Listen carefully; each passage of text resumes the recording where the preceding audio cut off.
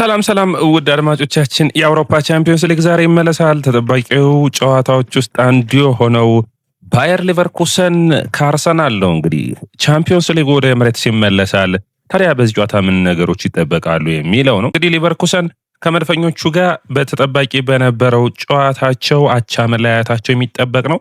የተጠበቀ ነበር። አርሰናላቸው ወጥቷል በመጨረሻው ሰዓት። እንግዲህ ባየር ሊቨርኩሰን መድፈኞቹን ይገጥማሉ። ባለፉት 9 የአውሮፓ ቻምፒዮንስ ሊግ ጨዋታዎች 8ቱን ማሸነፍ ችሏል። አንዱም ብቻ ነው አቻ መውጣት የቻሉት። በእንግሊዝ ፕሪሚየር ሊግ እንግዲህ አርሰናሎች በጥሩ ውጤት 2-0 ኤቨርተን ማሸነፋቸው የሚታወስ ነው።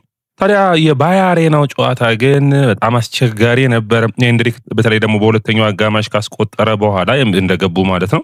አርሰናል የማታ ወደ 88ኛው ደቂቃ አካባቢ አቻነቱን አግኝቷል። አሁን ታዲያ ወሳኙ ምዕራፍ ላይ ይገኛል። መድፈኞቹ ጨዋታውን ወደ ኤምሬትስ አምጥተውታል። ታዲያ በኤምሬትስ ውጤታማ ይሆናል ወይ?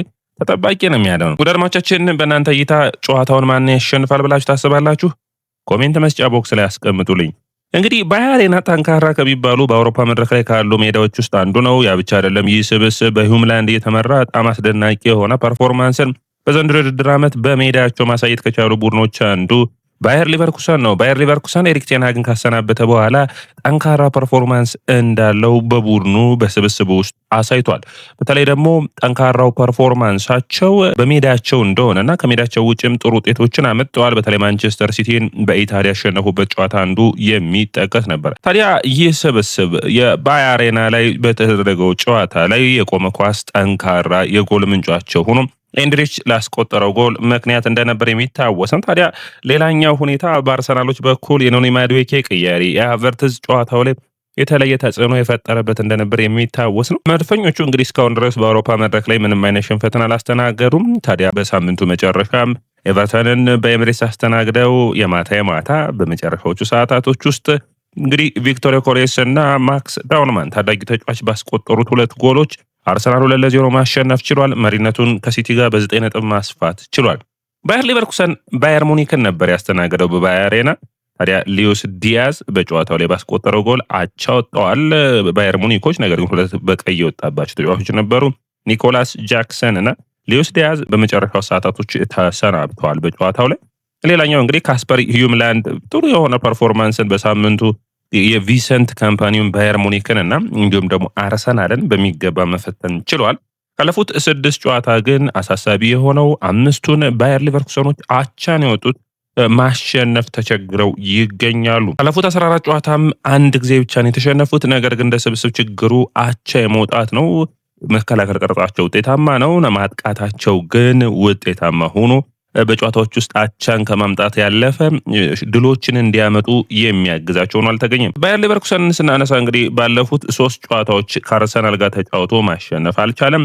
እንግዲህ በኤምሬትስ ለመጨረሻ ጊዜ የወዳጅነት ጨዋታን በ2024 አድርገው ነበር። ያ የማይበገር የነበረው ኢንቪንሲብል ሆኖ የውድድር ዓመቱን በቡንደስሊጋ የጨረሰው ባየር ሊቨርኩሰን የዣቪ አሎንሶ ባየር ሊቨርኩሰን ማለት ነው በቀጣዩ ዓመት ነበር ይህንን ከአርሰናል ጋር ግጥሚያ ያደረገው። 4-1 ተሸንፎ ነበር። ታዲያ ከዛ በኋላ ይህ ስብስብ አልተገናኙም። ሌላኛው እንግዲህ የሚነሳው በሁለቱ ቡድኖች መካከል ሲነሳ ያው አንደኛው ሃቨርትዝ ነው። የቀድሞ የቡድኑ ምርጥ ኮከብ ተጫዋቾች ውስጥ አንዱ ነው። በቅርቡ ፍሎሪያን ዌርዝ የእሱም ቦታ ተተክቶ ደግሞ ሲጫወትና ወደ ሊቨርፑል እንደመጣም የምናስታውሰው ነው። ከዛ በመቀጠል ግን የሚነሳው አንድ በጥሩ ሁኔታ የሚነሳው የሂንካፔ ጉዳይ ነው። ሂንካፔ ከባየር ሊቨርኩሰን በውሰት አርሰናል እንደሚገኝ የሚታወቅ ነው። እንግዲህ ካለፉት 6 ጨዋታዎችን እንግዲህ ባየር ሊቨርኩሰኖች ማሸነፍ የቻሉት አንዱን ብቻ ነው። አርሰናል ካለፉት 8 ጨዋታዎችን በአውሮፓ ቻምፒዮንስ ሊግ አሸንፎ 8ቱንም እንዲሁም ደግሞ በአንዱ ብቻ ነው አቻ የወጣው። አርሰናል እንግዲህ ከኤቨርተኑ ጨዋታ በኋላ ጥሩ ዜና ማይክል አርቴታ እንደተናገረው ሊያንድሮ ትሮሳርድ ከጉዳቱ ተመልሷል። ቲምበር በጨዋታው ላይ አይኖርም ማይክል አርቴታ ብለዋል። ነገር ግን ለማንቸስተር ሲቲ ጨዋታ የመመለስ ዕድል እንደሚኖረው ኦዴጋርድ እና ሚካኤል ሞሬኖም በዚህ ጨዋታ ላይ እንደማይኖሩ፣ በተለይ ኦዴጋርድ ለማንቸስተር ሲቲ ጨዋታ ለመድረስ ጥረቶችን እያደረገ እንዳለና ዋይት አሁን ሙሉ በሙሉ ቋሚ ለመሆን ዝግጁ እንደሆነና በተለይ በዚህ ጨዋታ የቤን ዋይት ቋሚ ሆኖ መጀመር የሚጠበቅ ይሆናል ተብሎ ይታሰባል። ሌላኛው እንግዲህ መነሳት የሚጠበቅበት የሃቨርትዝ ወይስ የዜ የ10 ቁጥር ሚና፣ ከዛ ውጭ ደግሞ መስመሮችን ማዱዌኬ ወይስ ቡካዮ ሳካ ይሰለፍ የሚል ነው። እንግዲህ ማይክል አርቴታ ከባድ ውሳኔ የሚጠብቀው ይሆናል። እንግዲህ የባየር ሙኒኩን ጨዋታ ተከትሎ በባየር ሊቨርኩሰን በኩል አሌክሲ ጋርሲያ እና ማርቲን ሄሬራ በጨዋታው ላይ ጉዳት አጋጥሟቸው ነበር። ነገር ግን ሰኞ ዕለት ስልጠናው ላይ ታይተዋል። ከዛ ውጭ በባየር ሊቨርኩሰን በኩል ከረጅም ጊዜ ጉዳት የሌሉት የፍላኔካን ባዴ አርተር እና እንዲሁም ደግሞ ሉካስ ቫስኬስ የማይኖር ይሆናል። ነገር ግን በሳምንቱ መጨረሻ ባየር ሙኒክን በገጠሙበት ጨዋታ ላይ ግሪማልዶ እንዳልነበር የሚታወቅ ነው። ታዲያ ግሪማልዶ አሁን በዚህኛው ጨዋታ የሚመለስ ይሆናል። ግምታዊ አሰላለፉን እንዩ አድማጮቻችን።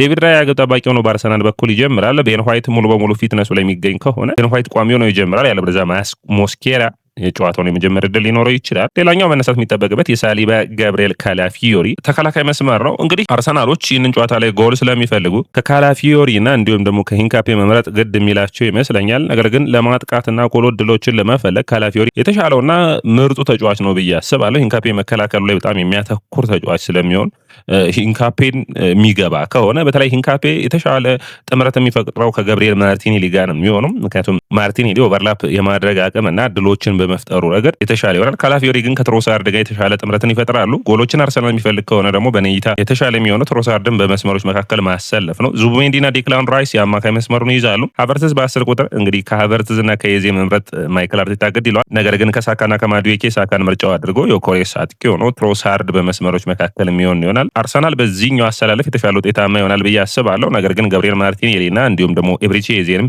ሊሰለፉ የሚችሉበት እድል ሰፊ ሊሆን ይችላል። በባየር ሊቨርኩሰን በኩል እንግዲህ ይህንን የተለመደውን የ3-4-3 ያጨዋታቸው ሂደታቸውን የሚቀጥሉ ይሆናል። ቮለንሲች ግብ ጠባቂውን የሚጀምር ይሆናል። ፍለነካና ለመኖሩን ተከትሎ የቀድሞ የብሬንፎርዱ ግብ ጠባቂ ኳንሳ ምርጥ ብቃቱ ላይ ይገኛሉ። ዳድማቻችን ኳንሳ ኤንድሪክና ታፒሶቫ የፈጠሩት የተከላካይ መስመር በጣም ጠንካራ የሆነ የቆመ ኳስ ጥንካሬያቸው አስገራሚ የሆነ ነው። ሊቨርፑል ራሱ ይህንን ተጫዋች ወደ አንፊልድ ሮድ የመመለስ ፍላጎት እንዳላቸው መረጃዎች ያሳያሉ። እንግዲህ ኳንሳ ኤንድሪክና ታፒሶቫ የተሻለ የመከላከል ቅርጽን የሚይዙ ይሆናል። በመስመሮች ደግሞ ሁለቱን ፖኩና ግሪማልዶ፣ የአማካይ መስመሩ ፈርናንዴዝና ፓላሲዮስ በጣም አስደናቂ የሆነ የአማካይ ተከላካይ ነው። በተለይ በአርጀንቲና ብሔራዊ ቡድን ከግራኒት ዣካ ጋር ጥሩ ጥምረትን ፈጥሮ ነበር። ያኔ ኢንቪሲብል ቡድኑ ላይ በጣም ጥሩ ፐርፎርማንስ መጋፋት የሚችል መፋለም የሚፈልግ ቡድን ነው። ሌላኛው እንግዲህ አጥቂ መስመሩን ኮፋና በጣም ጥሩ የሆነ አዲሱ የካሜሮኑ አጥቂ ነው። አዲሱ ሳሙኤል ኤቶ እየተባለ የሚዘመርለት ሜዝ እና በተርነር የሚታጀብ ይሆናል። ጥሩ የማጥቃት ቅርጽን ለመፍጠር ማለት ነው። አርሰናሎች በጨዋታው ላይ በተለይ በመጀመሪያዎቹ 45 ደቂቃዎች ጨዋታውን የመግደል ግዴታ ውስጥ ይወድቃሉ። ነገር ግን የጨዋታ ጊዜዎቹ በሄዱ ቁጥር መድፈኞቹ ጫና ውስጥ የሚወድቁ ይሆናል ተብሎ ይጠበቃል። መድፈኞቹ እንግዲህ ከዩናይትዱ ሽንፈት በኋላ በሁሉም ውድድሮች ጠንካራ ብቃታቸው ላይ ይገኛሉ። ባለፉት 5 ጨዋታዎች በአራቱ ጨዋታ ክሊንሺትን ማስመዝገብ ችለዋል።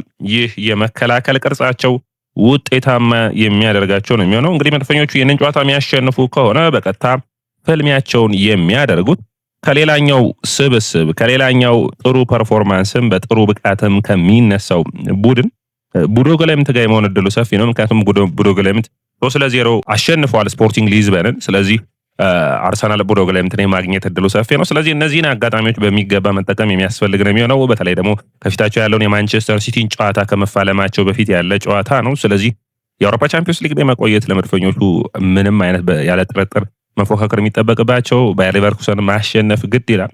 ስለዚህ በዚህ ወሳኝ ምዕራፍ ላይ አርሰናሎቹ በተለይ ልምዳቸውን የአውሮፓ ቻምፒዮንስ ሊግ ብቃታቸውን ማሳየት የሚያስፈልግ ነው የሚሆነው። በመጀመሪያዎቹ ደጋፊዎቹ ማይክል አርቴታ እንደተናገረው በእያንዳንዱ ሰከንዶች እንፈልጋቸዋለን። ጫናዎችን መፍጠር፣ አርሰናል ወሳኝ የሆኑ ጎሎችን እንዲያስቆጥር ማድረግ፣ ከቆመ ኳስ ከእያንዳንዱ አይነት የጎል ምንጮች 1-0 እና 2-0 የመጀመሪያውን አጋማሽ መጨረስ፣ በሁለተኛው አጋማሽ የተሻለ ጨዋታውን ለማጠናቀቅ መሞከር ከአርሰናል የሚጠበቅ ይሆናል። እንግዲህ ባየር ሊቨርኩሰኖች ወደ ኋላ ፈግፍገው ለመከላከል ቅርጽን ይዘው የሚመጡ ይሆናል። ነገር ግን ወጣ ብለው አርሰናል ለመግጠም የሚሞክሩ ከሆነ ለአርሰናል እንግዲህ የአውሮፓ ክለቦች የተሻለ ከእንግሊዝ ፕሪሚየር ሊግ በሎ ብሎክ የመጫወት አቅማቸው ዝቅ ያለ እንደሆነ አርነ ስሎትም ማይክል አርቴታም ተናግረዋል። ስለዚህ በሎ ብሎክ የማይጫወቱ ከሆነ ለአርሰናል በእንግሊዝ ፕሪሚየር ሊግ ላይ በተለይ ደግሞ በኤምሬትስ በሜዳው የተሻለ ፐርፎርም የሚያደርግ ይመስለኛል። ነገር ግን በሎ ብሎክ የሚጫወቱ ከሆነ የኤንድሪክ የታፒሶቫ እና እንዲሁም ደግሞ የኳንሳን የመከላከል ቅርጽ ለማሸነፍ አርሰናል ሳጥን ውስጥ በተለይ የሁለቱ የሃቨርትዝ እና የዮኮሬስ በአንድ ላይ የመሰለፍ ሁኔታ አስፈላጊ ሊሆን የሚችልበት እድል ሰፊ ነው ብዬ አስባለሁ። ወደ አድማጮቻችን የያ ስፖርት ነው። የያ ስፖርትን ላይክ፣ ሼር፣ ኮሜንት፣ ሰብስክራይብ ማድረጋችሁን አትርሱ።